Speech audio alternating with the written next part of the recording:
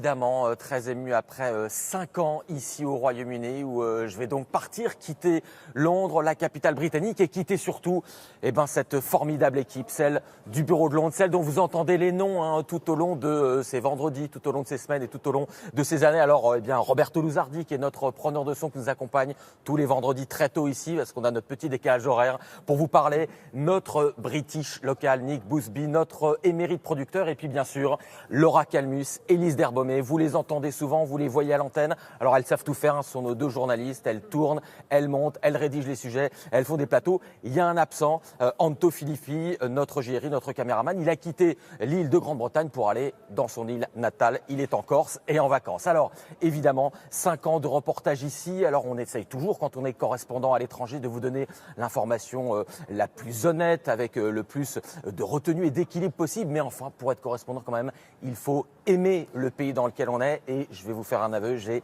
passionnément adoré ce Royaume-Uni, cet endroit, les Britanniques, et c'est pour ça qu'en dernier sujet, on voulait vous donner un petit best-of, une petite déclaration d'amour sur ces 5 ans passés ici. Regardez ce reportage réalisé avec Élise Derbaumet.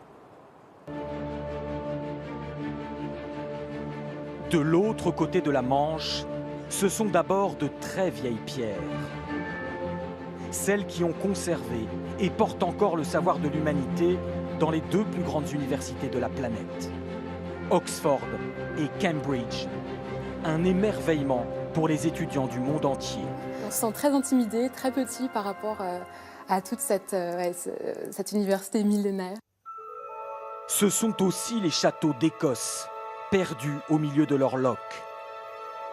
Windsor, théâtre de mariage royal. Les villages de la campagne anglaise et leurs célèbres cottages.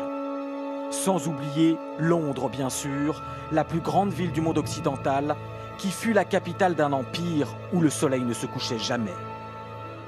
Mais le Royaume-Uni cache des trésors naturels souvent méconnus. Les sublimes rivages de l'Écosse. L'étonnante chaussée des géants en Irlande du Nord. Au-delà de ses frontières, c'est plus généralement une région insoupçonnée, celle de l'Atlantique Nord.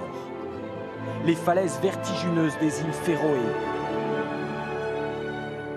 L'extraterrestre Islande, ses chutes d'eau et de glace et ses volcans. Un océan Atlantique que le très british Queen Mary II est le dernier paquebot à traverser, comme le Titanic, depuis Southampton.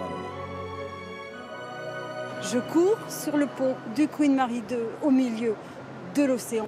Avant une arrivée mythique à New York. Les territoires britanniques, ce sont aussi les Bermudes et leur mystérieux triangle, cimetière de navires. Mais l'étincelle du royaume, c'est avant tout nos amis britanniques, leur goût pour les déguisements et leur humour absurde. Il y a beaucoup de choses abominablement ridicules chez les Britanniques, et les Anglais en particulier, mais nous embrassons cela, plutôt que de devenir tous homogènes et ennuyeux.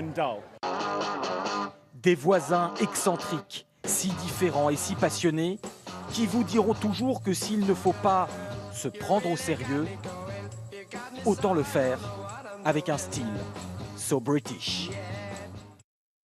Ouais, que de tradition, cela dit, Loïc, vous avez sans doute vu le pays bouger, évoluer, vous l'avez senti changer en 5 ans, non ?